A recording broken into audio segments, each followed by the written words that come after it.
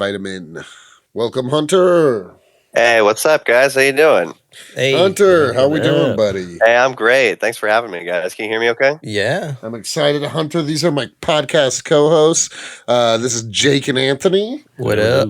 What's up, Jake? What's up, Anthony? How you guys doing? Good. Good yourself. I'm all right. Did you just move from New York? No, and I'll show you why. Okay. Oh, no. I broke my freaking wrist, brother. Oh, when did that happen? Sucks. August 28th, I flipped over on an e-bike at like 6 a.m. going to work. I fractured my wrist in 2 places, and I got surgery. I got some metal in me, some of which is going to come out later. Nice. That's the whole Later thing. on the pod? Hey, man. And you know what? I pulled through enough. The pod was worth it. So I had to make sure. I had to make sure I could pull through in time. Yeah, no, I'm here. I'm gonna figure out some physical therapy and stuff like that before I move back to old LA. Nice. Nice. That's where I'm at. I'm in LA. Oh, nice, man. What part? Culver City. Culver City, baby. The city of industry. That's right. That's what it's called. Is that what it's called, really? Yeah, that's the nickname. Oh God, that's awesome that I got that right. I was like 40% sure, to be honest. That's great. That's right. That's basically everything we say on the pod. We're 40% sure. Are you smoking with us tonight? Oh yeah, man, I'm smoking. I've been basically high this entire time for pain relief. So Nice. yeah, I've been honking on some delicious little RS11 right here from my local Brooklyn dispensary. Nice. RS11. What's that? I think it's like Rainbow Sherbert 11, but I think Big Sherbert got mad, and so they had to sort of shorten Big it. Sherbert. Big Sherbert. Like the brand Gorilla Glue got mad that there was a strain named Gorilla Glue. That's why it's like GG, I think now. Oh, really? Not that I smoke weed or anything. Well, commies, that's what we call the fans of this podcast, commies. Yeah. Our guest today is Hunter Sailing, 1/3 of Business Casual Comedy. Oh, we've been going. Okay, great. Yeah, fantastic. Yeah, we've been going this whole time. Is that cool with you? Oh, that's great, man. Yeah, hey, yeah. Hell yeah. Yeah, shout out to the people at Bellevue Hospital for treating my fractured wrist. I'm glad this will be, and I'm glad it's immortalized in this audio. Hell yeah. Yeah, and big ups to Big Sherbert. If anyone's looking out for any Sherbert sponsorships or any brand deals, any Sherb influencers, I would love to get in on that. Did the rest of your squad already move? No, so Business Casual, which is the sketch trio that I'm a part of. Thanks for teeing that up, Cody. Yeah, absolutely. And we were actually just at 123 Pleasance not too long ago with our good pal Chris Gethard, and we had the time of our life there, man. That was a great place, Dude, it was such a fun show. Yeah, we brought the house down, baby, and it was a good old time. But yeah, we're an old sketch trio, relocating from New York to LA after relocating to LA from New York about only a year ago. LA to New York. Oh. Hey, nice. I'm going to say right now, I'm not responsible for any grammar whatsoever. For that. Trust me, we have Cody Cannon on the show. Grammar and pronunciation of words is not a thing we worry about. So it's an informal pod. Yeah, for sure. It's about as informal as you can get. Right. Cool. Yeah. As I hit this doobie. Yeah. Yeah, I smoked before. I don't have a doobie, but I'm high. Well, Hunter, for those listening, Hunter, like we mentioned, is 1/3 of Business Casual. We met during the summer, and you actually had just seen Deadpool and Wolverine. Yeah, we just did a lovely little pair of dates with Chris Gethard in good old Pennsylvania, and then in West Virginia. Thank you so much for saving me there. And it was funny because we had 9 hours to kill because we taught a workshop for this charity that we all teach with in the morning, and then we had the show at night, and we were sort of just like, we got breakfast, and then Chris was like, I haven't seen Deadpool and Wolverine yet, you guys want to go? And I had actually already seen it, but I was just like, well, when your buddy Chris Gethard asked if you want to go see Deadpool, so we did go. And it was, you know what, these days I am pretty burnt on Marvel Studios, but I had a great time, I'll say it. I'm a sucker for some X-Men. X-Men are my boys. Hell yeah. And it was great to see Wolverine, like, as soon as he, like, did the crawl move in the first, like, yeah. in all fours, I was like, I felt like a little kid reading a comic book, and I'm like, that's all you want from these movies nowadays. Dumb parts as a film, I could criticize it, but that's not what this is for. No. Today we are talking Gerard Way's Umbrella Academy. Absolutely, the GOAT. Yeah. Big ups. MC Army, rise up. Yeah. No, I had when I was rereading it just the other day, I wrote down this note of and it just says middle school. Because this comic book came into my life at such a time when I was just I was angsty. I was 12 or 13. I was also getting into My Chemical Romance. Nice. I feel like when you're a little kid and you have a pop punk obsession, you can pick one of the big 5 bands, and I definitely went with My Chemical Romance. Same, yeah. And it's in my family too. My mom actually got me into it. Nice. That's awesome. Yeah, because she actually was my parents divorced young when I was young. Yeah. So the funny thing that I didn't realize until I was a late teenager adult is my parents would go out on the days they didn't have me.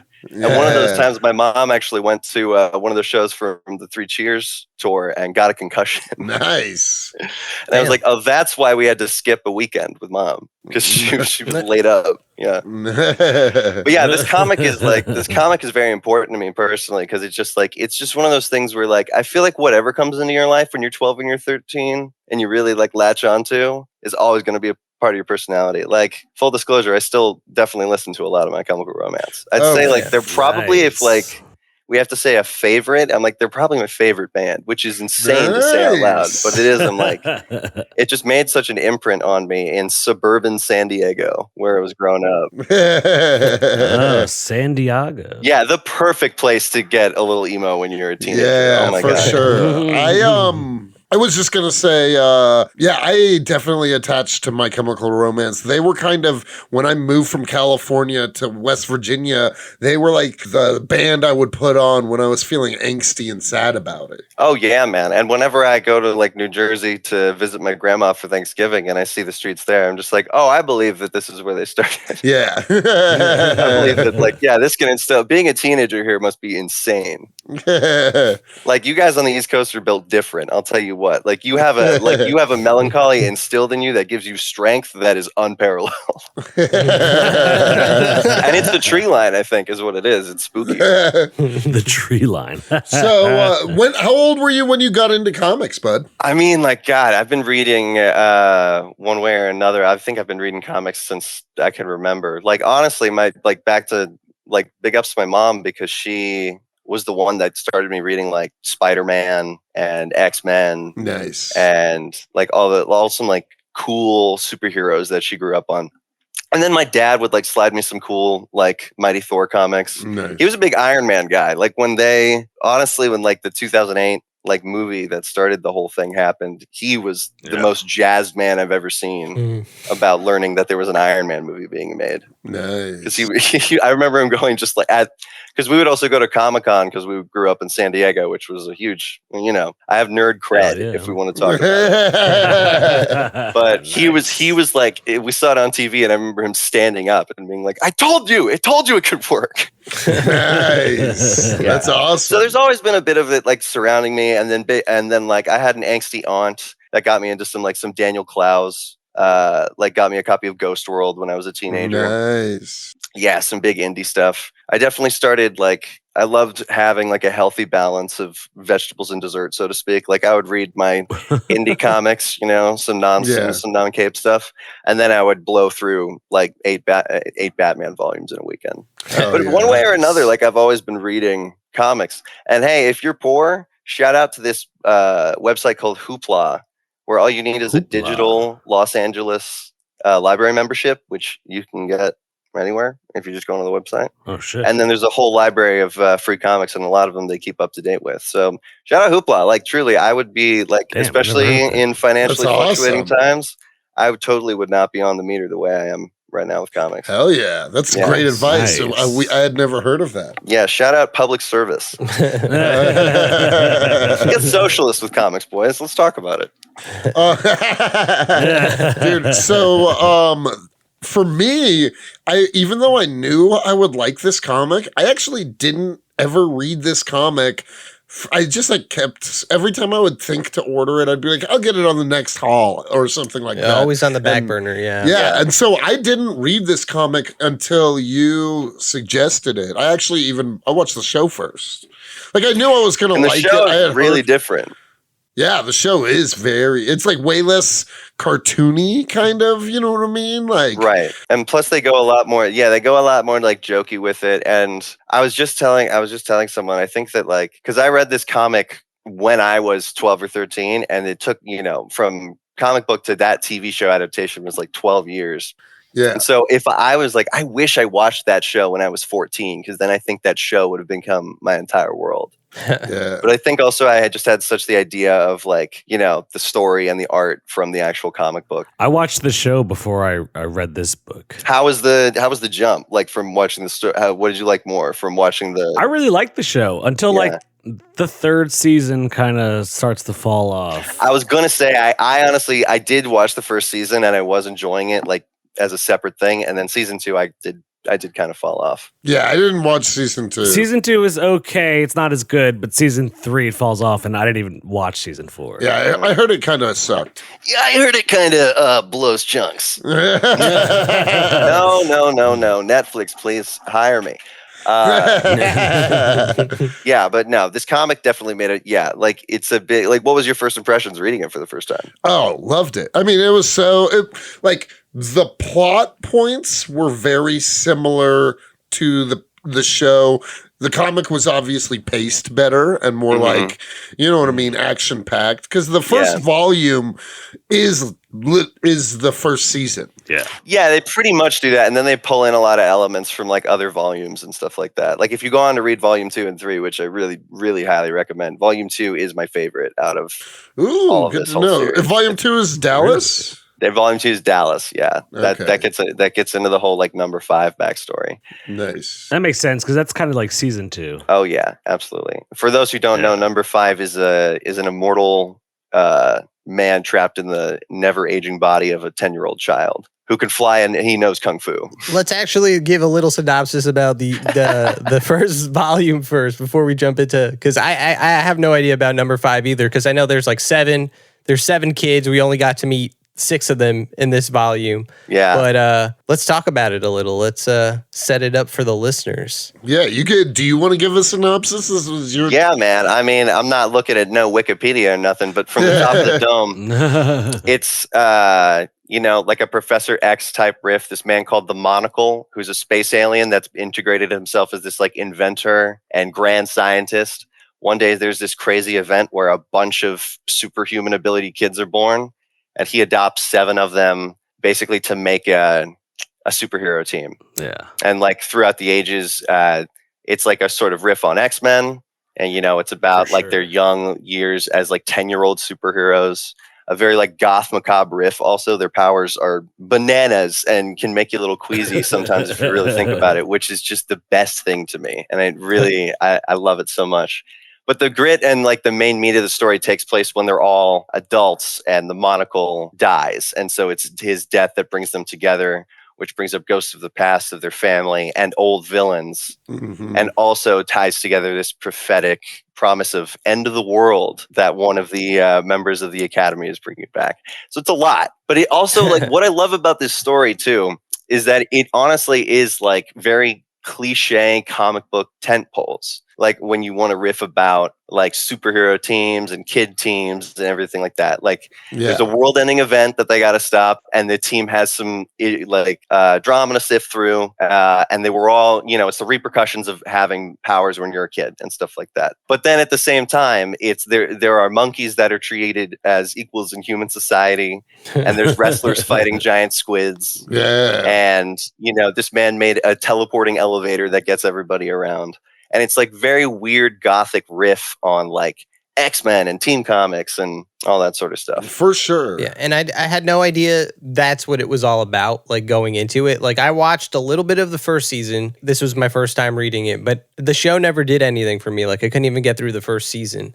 So it kind of turned me off from reading the book, but I loved it. I mean, dude, that's if I knew all of that about it, like if I heard your description about it before, like I ever, in 2008, like you said you were in middle school. So I was like just graduating high school in 2008. So this still would have been perfect for me, like emo kid era and all that good stuff. Oh yeah, man. Especially when you're like, I think I took so much to it too, because my personal experience of it was like when I was in 6th grade, I had a friend who was in 8th grade that had a copy of it. Cause it's also balls to the wall, bloody and gory as hell. Yeah.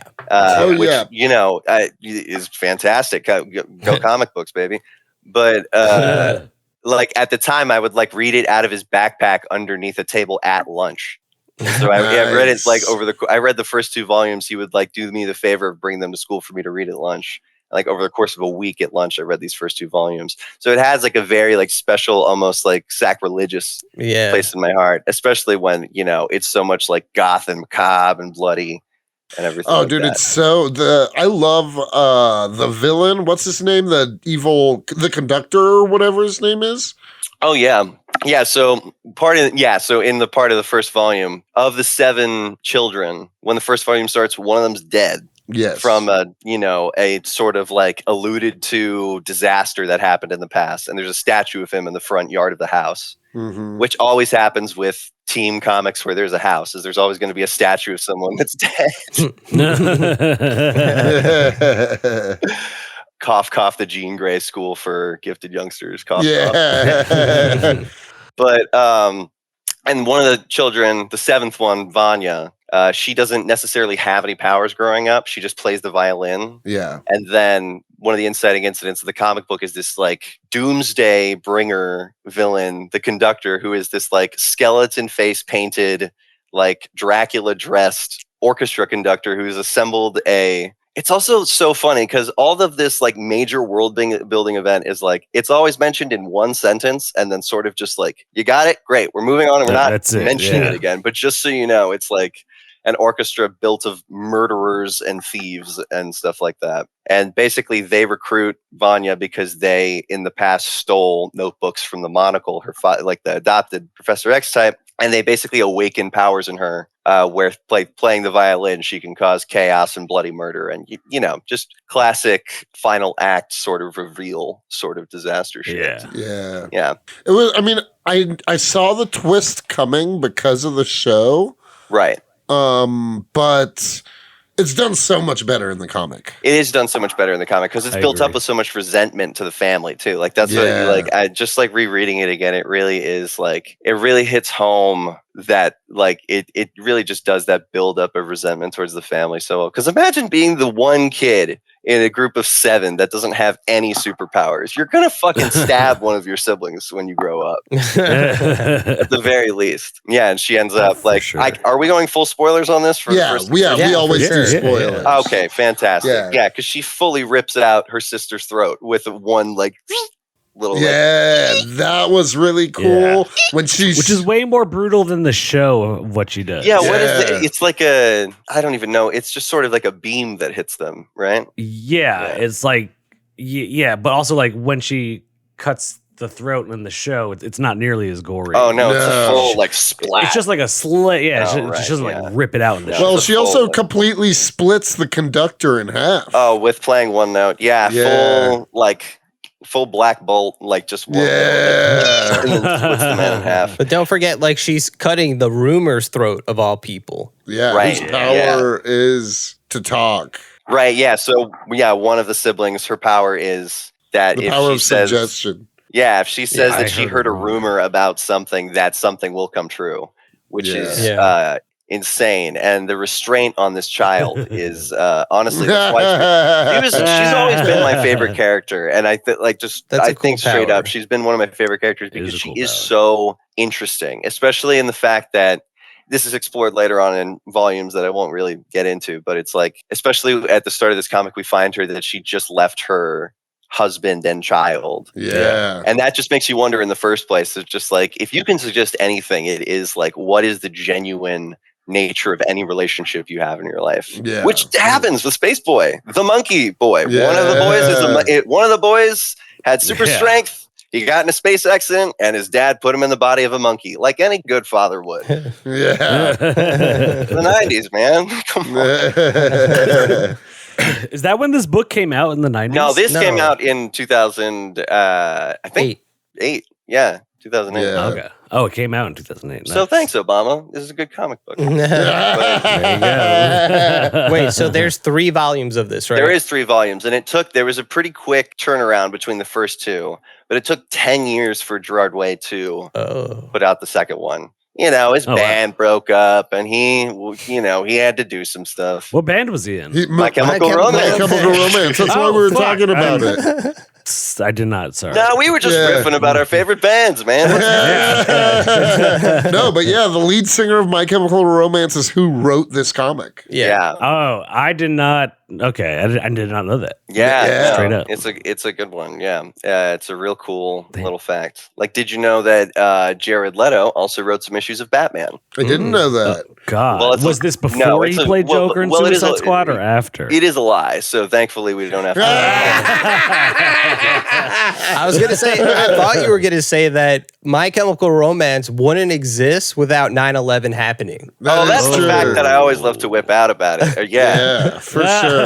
No, I mean, yeah, because Gerard was like, and also being 12 and 13 and being obsessed with this comic book and that band, I was also obsessed with that man. Absolutely. Yeah, as a little tubby wannabe goth, are you fucking kidding me? That svelte little vampire dancing around in face paint. Oh my god! If I didn't know I was bi then, I sure am now, gentlemen. I'll tell you.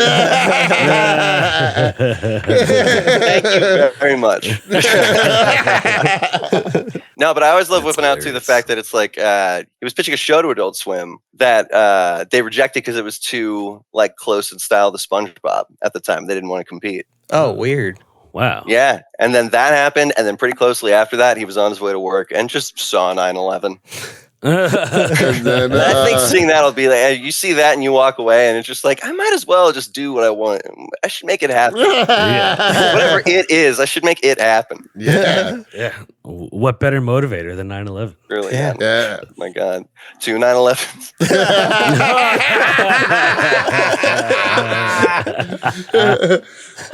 I didn't say that. Of the squad, who are your favorite characters? Is there anyone you don't really care about or anything? I mean, like, it's like literally which of your children are your favorite. Like Kraken, Kraken I never like got the most into. He's he's the fighter riff. Like he's the one who's really good at throwing knives and like picking out combat situations and stuff like that. And also swimming, I guess, but like he's pretty good at swimming too. But yeah, and he has the relationship with the cop and stuff like that. He's definitely like the Batman riff. Yeah. Excuse me, I'm talking. But definitely Seance and the Rumor are my favorites, I'd say. And Seance is just literally he's like David Bowie who can talk to ghosts, and he's also literally eating speed pills 24/7. Yeah. I really liked him in the show, to be honest. Yeah. I like Honestly, I did like the take on the show too. And plus that actor is great. I'm forgetting his name right now, but he was in Misfits too. Misfits, yeah. Yeah, He was the really best part of good. Misfits too. Yeah. Baby. Talk about some indie power shit. I love that. Yeah. Yeah, no, I think he's one of the stronger actors on the show also. Yep. Oh, absolutely. Like, I like his character. Out of all those British children, he's definitely nice. I don't know, the kid who plays what's his name? The time traveling The boy. Boy. Oh yeah, Reese Ifans, right? Maybe. No, Reese Ifans is what's his name? Mr. Game of Thrones. I know stuff, man. Otto Hightower. Mr. Otto Hightower. Yeah. Sure. Nobody fact. You guys. One of you guys aren't here as a fact checker, right? Mr. No one in Game of Thrones is named Mr. Yeah, no one in Game of Thrones is named Mr. I think if anyone, Maybe Sir. yeah, that was the last season edition. We have Mr. Mr. Jacobs here, Mr. Jake. an accountant. We're getting off track. Definitely, though, the moral of that sentence is Seance is my favorite character. Yes. Good choice. Yeah. Yeah, definitely. And plus, like, he's definitely like a John Constantine type, you know? He's addicted to drugs and he's talking to ghosts and he's For sure. trying to look fabulous all the time. Yeah. And What more could you ask for? yeah, and he doesn't wear shoes because he just floats around all the time. Yeah, and I like that he's the one that defeats the sister. Yeah. Yeah. Right, in an interesting way, too, because I just, like, on this last reread, I noticed, like, you never before that see him actually get possessed by anyone's spirit. Yeah. Right. And in the way that we see it, he's actually pretending to do it. Yeah. Which is very funny, where it's like, it just made me, on this last reread, I thought, like, this is a very lean comic. Yeah. Yeah. Oh, yeah. Like, and you can tell, like, I think it's Dark Horse. I think, and Dark Horse, is, you can definitely tell it's just like, you got 6 issues, buddy. Like, let's make it happen. And, like, I think that just goes to show, like, this world is so rich and so deep with just saying, like, the absolute minimum word amount on the page. And it just uses the panels and, you know, the visual storytelling. Great. Comic books are awesome, man. You know, what's what we're talking about here. Yeah. No, you're absolutely right. Who did the art? And do you know Anthony offhand? So it was Gerard Way and Gabriel Bá. It's Gabriel Bá. I always confuse him and Fabio Moon because they're brothers and they're a collaborative duo also. Oh, really? I didn't know they were brothers.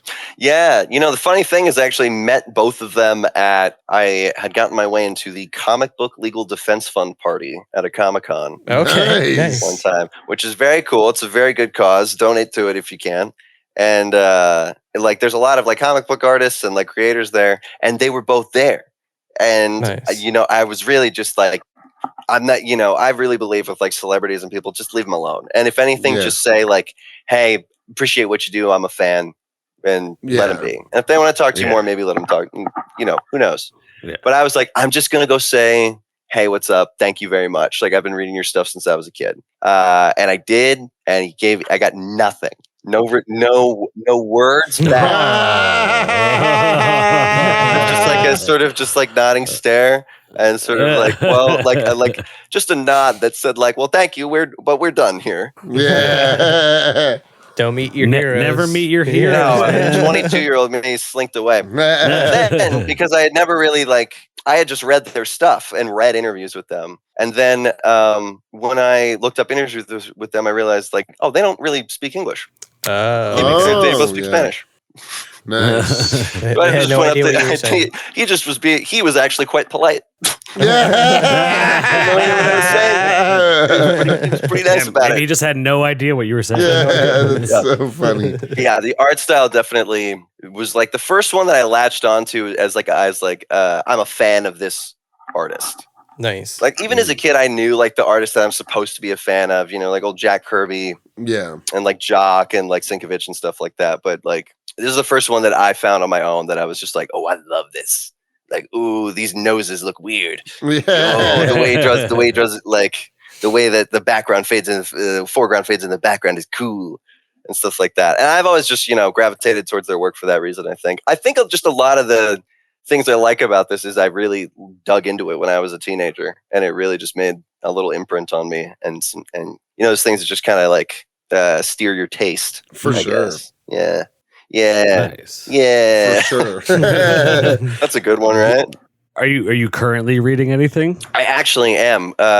Shout out to Chris Gethard. He recommended me the OG run of Bill Simonson's Thor from 1966, where it's the Beta Ray Bill arc, basically, where he shows up for the first time. Nice. And I've been reading it because I got Marvel Unlimited, which is Marvel's, you know, basically like comic book streaming service, and it's great. And you know, I do that and Hoopla for indies. You know, shout out public libraries. And between that, I'm getting by on everything I want to read for the most part. And I really was just like shout out to comic books and just like how like pushing the medium they've always been. Is that just like I was reading this like and just chewing through 10 issues of it, and then I realized I was like, oh, this was 1966, and it reads like something that it was like this could have come out like yesterday. Nice. Especially, yeah. And plus they have like I think the comics on the digital service are all like I don't Remastered? I don't know if there's a word for I was gonna say remastered. I don't know if there's like a comics word for remastered, but they got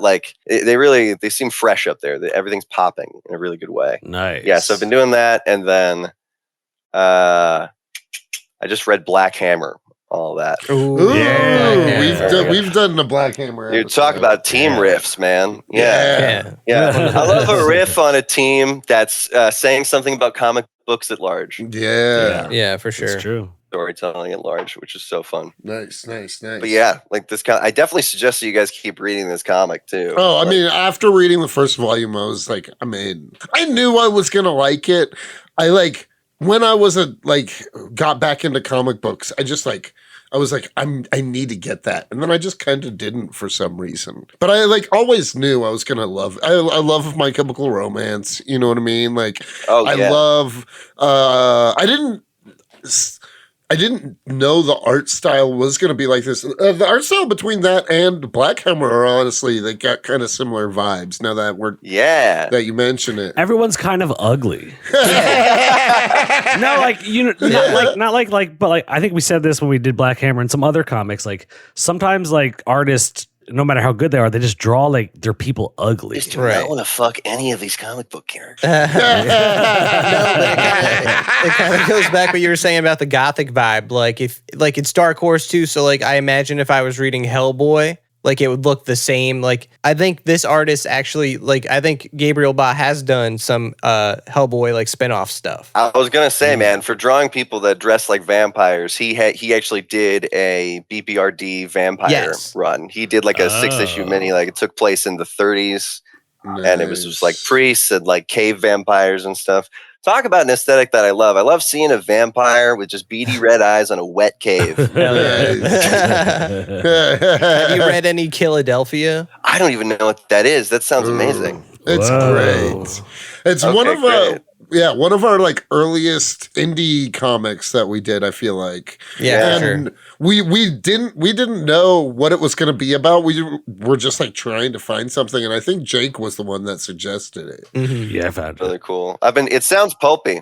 Sounds like there's got some pulp in there. It's Rodney Barnes and Jason Sean Alexander. Yeah, Jason Sean Alexander. Rodney Barnes is co-creator of Boondocks, and he was the executive producer for Winning Time on HBO. Okay, basketball. Yeah.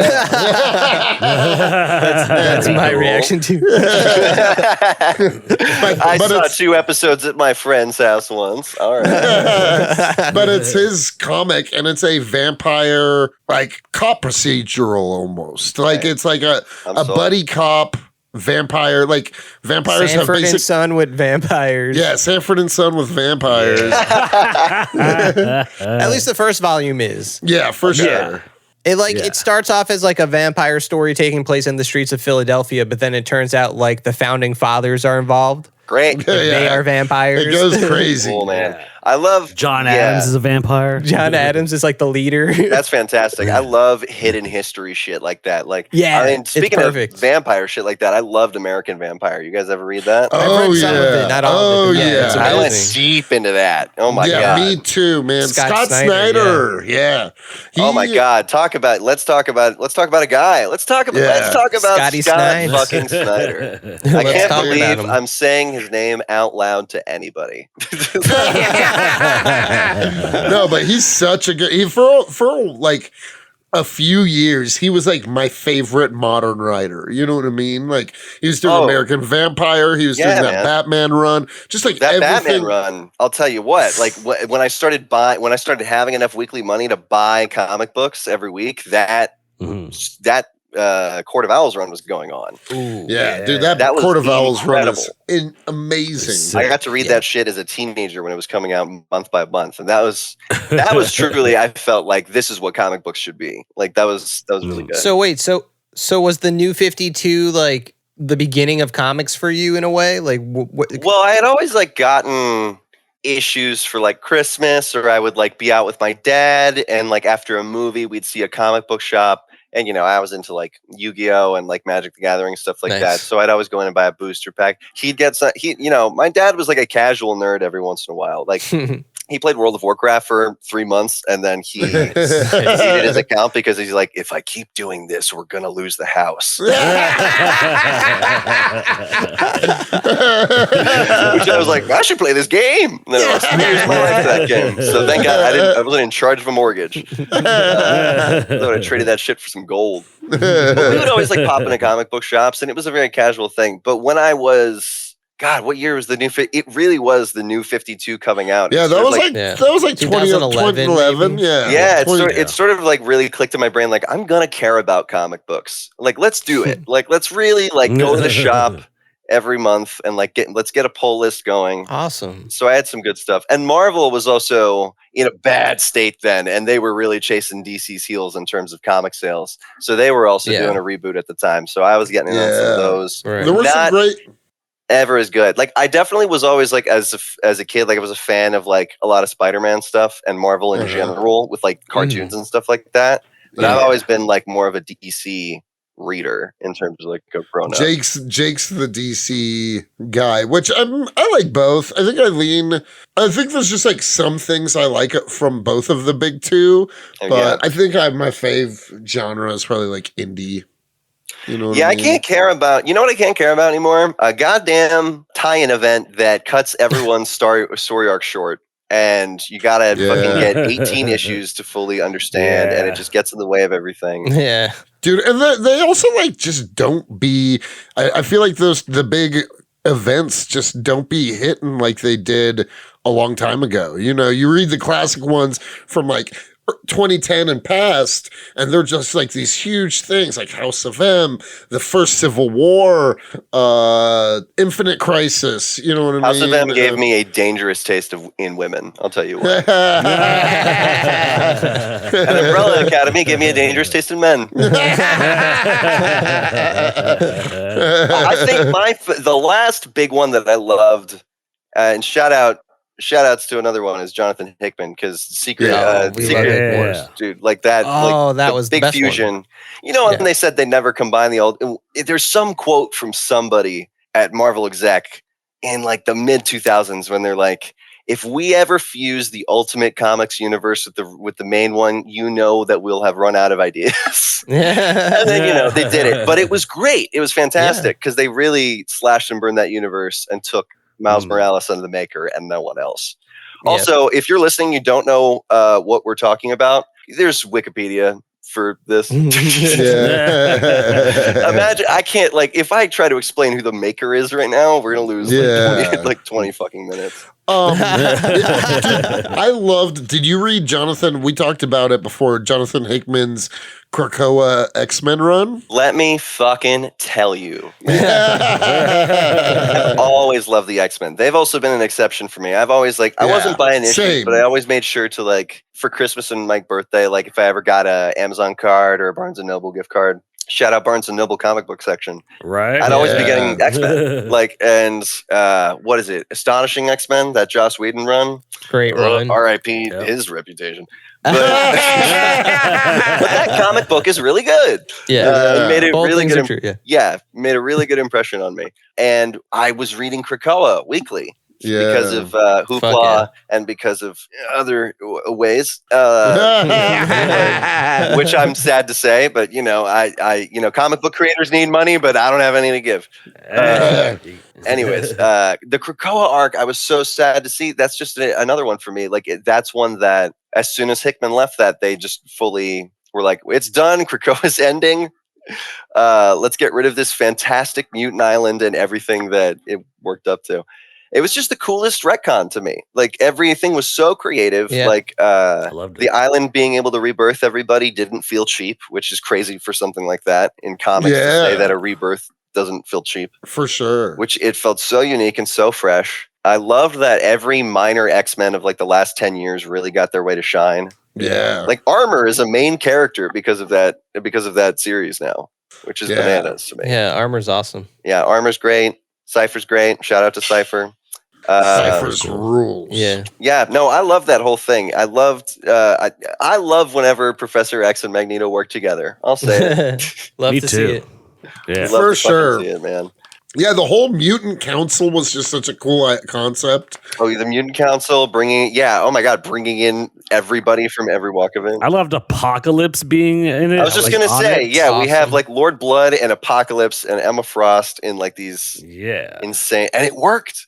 The thing is, it worked. Yeah. Yeah, I don't know if you could have like suggested any of those things and like anybody but Jonathan Hickman pull it off. You know what I mean? Right. He Oh, really absolutely. Especially with all crushed like it. the inner chapter, like little, what do you call it? Like the auxiliary material he would put Yeah, in the there, data like the pages, maps yeah. and the gene pools and everything Yeah. like that. Yeah. My favorite thing that I still see mentioned on Instagram in like little AI, like, did you know in the Jonathan Hickman run of Krakoa?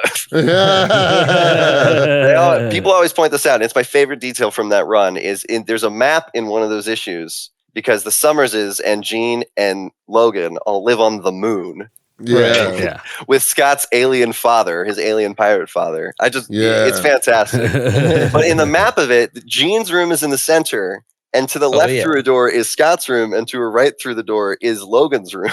Yeah. Oh, Just shit. sort of and like just really like there's a lot of panels of them three hanging out, and especially at the celebration, like Logan's putting his arms around both of them. Yes. Yeah. And then there's this one panel of dialogue that everyone loses their minds over because they're talking about like getting away for going on a vacation.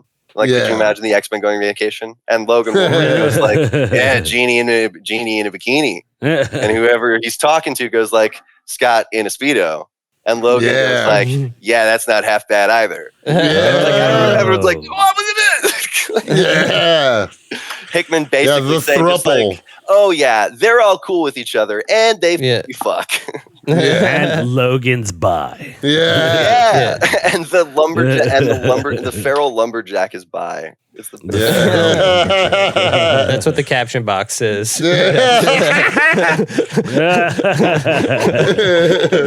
Now that just really felt like it was like a guy had an original idea about the X-Men, which is great. For sure. Because usually I feel like Yeah. the most original ideas about the X-Men are things like the Umbrella Academy, where it's not actually the X-Men, it's things making fun of the X-Men. Right. Yeah. And I mean, the Umbrella Academy and then Gerard Way eventually went on to make his own Doom Patrol series, but it does feel like Doom Patrol too. Oh yeah, and he talks about that. Like there's even like the foreword in this volume is from Grant Morrison. Grant fucking Morrison, Yeah. yeah. The Lord of all comic books. Yep. Talk about X-Men runs. Oh my god. Oh, for sure. We did the thing We did on that too. Yeah. That's The nuts. new X-Men, right? Imagine Yeah. you wrote a comic and Grant Morrison wrote the introduction to your comic and was like, "This comic is fucking awesome." Like, what? That's it. sick. I wouldn't even need to like. No, I really do think anything. about that all the time because Gerard Way in so many interviews talks about that. Well, then also a little fun factoid behind the scenes. Morrison is they're in a music video for My Chemical Romance Nice. You in know like which the one? last album they did for the na na na na na na na na na na na na Yeah. Nice. a classic. They the motif for that album is they're like superheroes in the desert with laser guns. And Grant Yeah. Morrison, they're playing like a bald villain in like a frock coat with a laser gun in like a Mad Max car chasing after them in the desert. It's really cool. Oh shit! I gotta watch Nice. that right after this. Also, crazy. Gerard Way did a comic book of that story. This is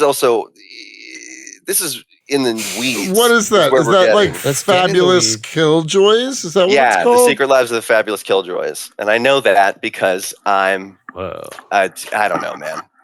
Yeah. You're fabulous. I'm fabulous. Yeah. But Wait, don't be ashamed of your comic book knowledge. Oh no, Yeah, what? dude. I'm just not used to talking about it out loud. This is a safe space, Believe me, Hunter. the Brooklyn okay? comedy scene is not rife with comic book fans, so this is fake, but no. So he did a comic book based on the story of that album, Yeah. and it was mildly received. But then the crazy thing is he did another version of the comic under like a slightly different title, but that comic is the original comic idea he had that he then turned into the idea that he made in the album. Oh, that's crazy. It is crazy. Wow. So there's 2 Killjoy series out there that are both like separate. One of them is basically an adaptation of the story it's like part 2 of the album. Yeah.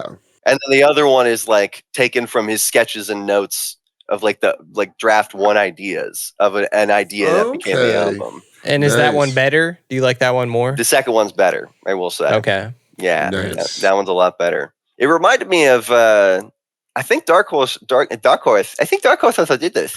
You want to hear this?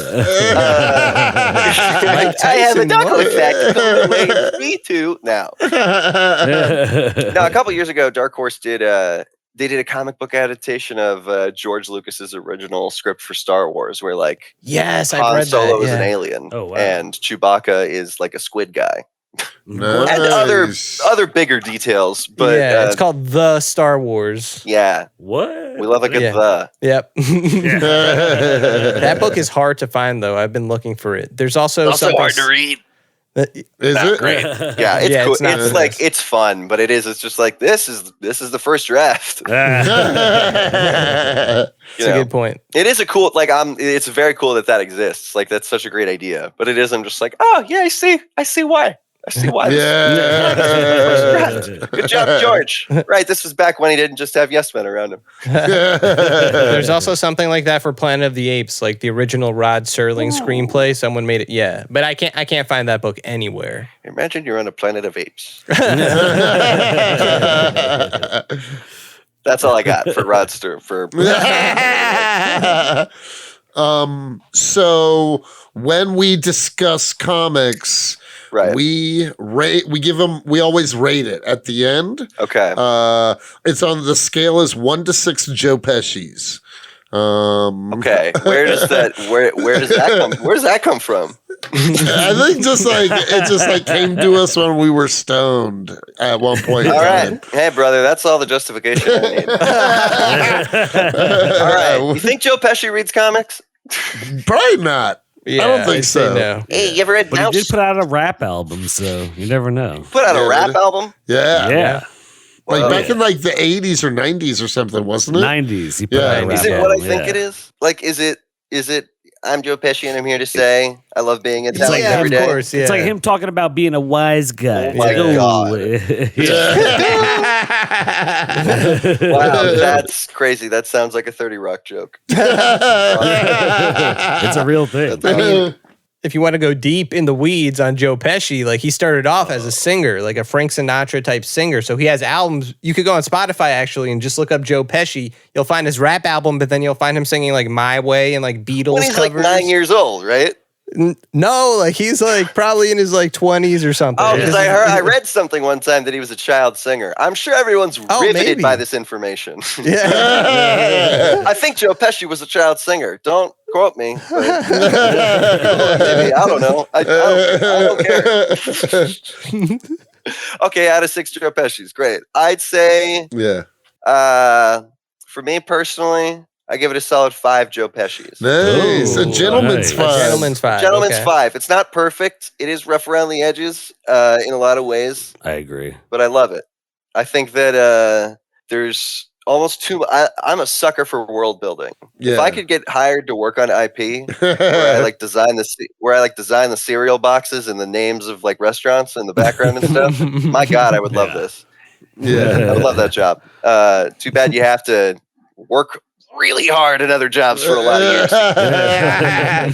But for this, yeah, like there's a lot of world building, which I love. Like every panel, you learn something in every panel, which is great. But for this, when I read this for the first time, I did have to read it 3 times to kind of understand what was going on at some point. Yeah. Especially because there are such implied jumps with some of the way that they tell, the way that Gerard Way and Gabriel Bá tell the story is that it's like Yeah. you'll see a panel and you're supposed to infer like time has moved. Also, this implies this about this character, and it's also giving us some information. Yeah. That's a good point. And it's that like every panel sometimes there isn't just Yeah. like oh my God, but it's great also. Like if you can really tap into it, it's fantastic. I would say I would recommend reading it when you're stoned and then rereading it when you're not stoned. Nice. Did you would you give what would you just quick fire from the hip rate volumes 2 and 3? 2, I would say 6 Joe Pesci's. That thing fires on all cylinders. That is Okay. truly what I recommend. I'm like, read volume 1 so that we can talk about volume 2. Nice. Nice, dude. We'll do that down the road. We'll bring you back for the rest of the series. I would love to. I would love to. If God, if I have to smoke more weed on a podcast, I guess I will. That's fine. Twist my arm. No, I would absolutely. Yeah. We'll chat my ass. I guess I have to. No, I would love to. That's great. Dallas really is cool. Like that is when I think about a lot of the stuff, it gets into number 5's backstory. Oh yeah, if we didn't really mention number 5, he can time travel. Oh, That actually. If I'm going to get on a box and make my point here, that actually kind of ties in what I was just talking about. He is what loses me a lot when I'm reading the story. Really? Because his time travel ability is never concretely explained or shown. And the older I get, the more fine with that I am. But when I was a kid, I was definitely just like, what do you mean? How does he do it? I want to see it. It's a comic book. Show me. You can do anything, huh? Why'd you stop at that point? Why'd you stop thinking of stuff at that point, Gerard? Yeah, he does have, and then like it also he clearly isn't like a master of it. You know what I mean? That's what gets him into his situation of Yeah, and you know what? I actually I just learned something on this 5th reread this time around, but he says one line. There's the panel in like the 2nd or 3rd issue where it just opens up on him at the end of the world. Yeah. And there's one line in a speech bubble, I think, that says like, I always knew that I could only go forward in time. Like Dad always told me I could only, like the monocle always told me I could always go forward. Yeah. And then he's running away from home. So he's being a little bastard and going way farther than he needs to. And I think it's implied that he accidentally goes too far. Yeah. But again, it's like that kind of clicks like 2 pages down the line, which you could argue is wonderful storytelling that really takes its time and you really sort of feel with the world the more you live in it. And on the other hand, you could argue that can be some bullshit sometimes. But it's great. no, I'm glad you gave it the 5 because like I it feels like a 5 to me too. Yeah. Like I want to keep reading the series, but it does seem like where the series peaks is after this. Like this is just kind of setting the foundation for like even cooler things. It does, yeah. And the 3rd one's great. The first 2, you really feel that they were made pretty close together also. Yeah. And the 3rd is a great, like they're a real sort of like part 1, part 2 concrete story. And then the 3rd is something that's also cool. That's like riffs back on everything that's been set up, but it definitely feels like he kind of got back to it. So that also I would say is 5 Joe Pesci's, the 3rd one. Nice. I just reread that one. Good It's average. It's all great. Yeah. Yeah. It's all great. Yeah. I don't want to be discredited by giving everything 6 Joe Pesci's automatically. So I gotta have some pullback here and there. Yeah, everyone has a different philosophy when it comes to the Pesci sketch. What are you summing your 6 Joe Pesci's? Have you given anything a 6 recently? Oh yeah. yeah. We've been on a big. Honestly, we've just like been reading. What were the comics we recently? What did we read? just give a 6? Well, we were just doing Sopranos September. I saw, yeah. And I listened to the Mad Max episode, which was Oh, nice. That was a 6, Yes. right? Didn't we give Mad was a Max 6. 6? Oh yeah, great, absolutely. Yeah, you have to. Absolutely. I was You made it through all the incel talk. made it through. That's why I'm here. I was actually I was trying to log into some incel stuff, and that just came up in a Google search. So I didn't even realize. I thought it was halfway through. I realized I wasn't listening to meeting notes. So I'm behind. Yeah, I think I would give it a. I think I would give. give it a 5 too. I think it's 5 feels fair. I went into the conversation thinking I was going to give it a 5, and then talking about it, I felt like I appreciate the comic more, but I don't necessarily think I'm going to give it the oomph. You know what I mean? Oh yeah, it's fun. It's fantastic. It's a good gothy macabre time. You know? Yeah, I'm definitely looking forward to seeing where it goes. Oh yeah, absolutely. Keep reading. Hey. Yeah. Check that shit out on Hoopla, baby. Free read right there. Yeah. I think I'll keep reading That should for be the their sake motto. of.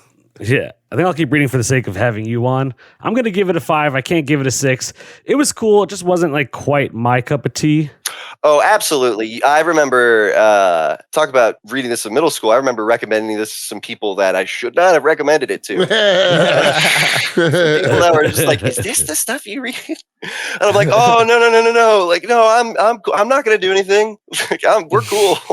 No, it was cool. I don't know. It just didn't have that gorilla grip for me. Hey, I get it, baby. Careful, they'll sue you. Gorillas or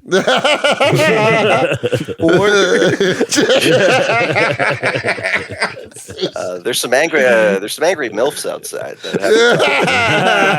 That's as blue as I'm gonna get on the podcast. All right? You can't make me get any bluer than that.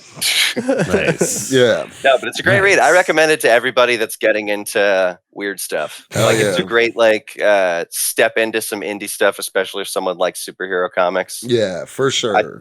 Like this and Black Hammer, I always recommend if I have an 8-year-old brother. What if I just revealed I had a son? That pause was too long before you said brother.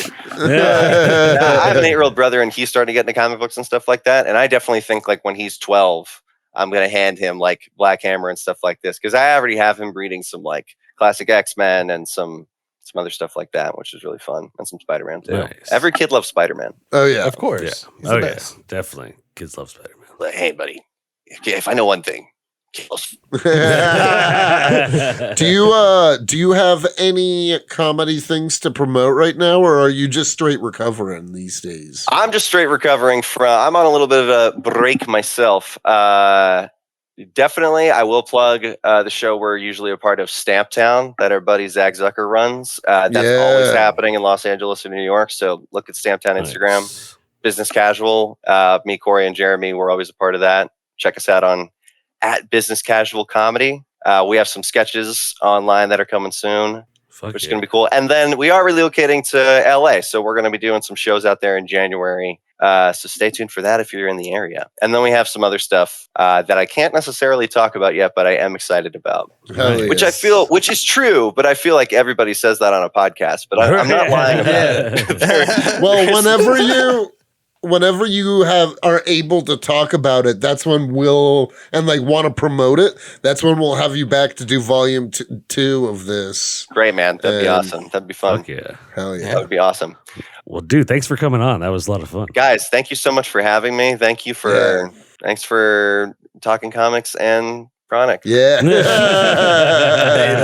I feel like that's all that needs to be said about that. Yeah. That's it. Hell yeah. No, Tony, Jake, Cody, thank you guys so much. This is the best. Yeah, this was a lot of fun. That was awesome. Yeah, Hunter Sailing, everybody. Yeah. Oh, yeah. And I'll plug myself. I'm @IdealStepdad on Instagram, which is a username that I'm both proud and ashamed of. So give me a follow before my manager makes me change it in a couple of years. Thanks so much, guys. I really had fun. Yeah, for sure. Thank you.